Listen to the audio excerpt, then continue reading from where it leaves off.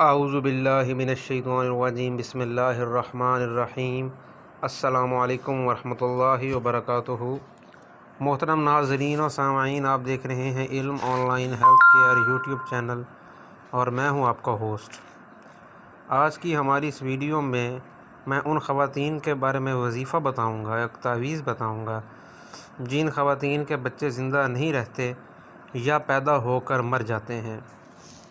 بہن بھائیوں، یہ بڑا ایک عجیب مسئلہ ہے اور اس عجیب مسئلے کے پیچھے بعض اوقات کچھ سازشیں بھی ہوتی ہیں، لیکن آپ اللہ کے فضل سے یہ والا عمل جو ہے وہ آج سے ہی شروع کریں تو آپ کو شفا حاصل ہوگی۔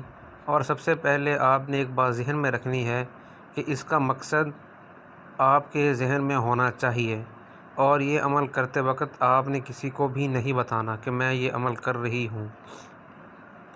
تو آپ نے ایک کاغذ پر، کوڑا کاغذ جسے ہم کہتے ہیں، جس پر لائننگ بھی نہ ہو، اس پر 61 مرتبہ بسم اللہ الرحمن الرحیم لکھ کر تعویذ بنا کر کالے رنگ کے دھاگے سے گلے میں ڈالنا ہے۔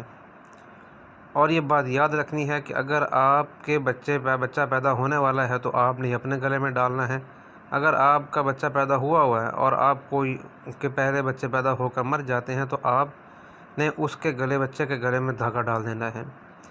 دوسری بات آپ نے ذہن میں رکھنی ہے کہ آپ اس دوران نمازیں ادا کرتی رہیں، اور بسم اللہ الرحمن الرحیم جو آپ نے لکھنی ہے اس پر آپ نے اعراب نہیں لگانے۔ آپ نے جس طرح اردو میں بسم اللہ الرحمن الرحیم لکھنی ہے ویسے ہی لکھتے ہیں۔ انشاءاللہ تعالی العزیز آپ کے بچے کی زندگی جو ہے وہ مقدر میں ہوگی اور ہر بلا سے امن و حفاظت میں رہے گا۔ اور آپ اس دوران بچے کی جانب سے کچھ صدقہ و خیرات بھی کسی مستحق کو دے سکتی ہیں۔ اور آپ نے 61 مرتبہ بسم اللہ الرحمن الرحیم جو ہے وہ ہر نماز کے بعد جو ہے پڑھنے کے بعد آپ نے بچے پر دم بھی کرتے رہنا ہے۔ انشاءاللہ تعالی العزیز اللہ کے فضل و کرم سے آپ کا بچہ ہر بلا سے امن میں رہے گا۔ اور اگر آپ کا بچہ پیدا ہونے والا ہے تو آپ ہر نماز کے بعد اس 61 مرتبہ بسم اللہ الرحمن الرحیم کو پڑھ کر اپنے اوپر دم کریں۔ اللہ کے فضل و کرم سے آپ کو اس عمل سے ضرور شفا نصیب ہوگی۔ مزید اگر آپ کو اس میں کچھ سمجھ نہیں آیا یا آپ کا مسئلہ اس سے ملتا جلتا کسی اور نیچر یا کسی اور نوعیت کا ہے تو آپ ہم سے رابطہ کر کے پوچھ سکتے ہیں۔ مزید ہمارے اس پیغام کو مسلمان بہن بھائیوں تک پہنچائیں۔ السلام علیکم ورحمۃ اللہ وبرکاتہ۔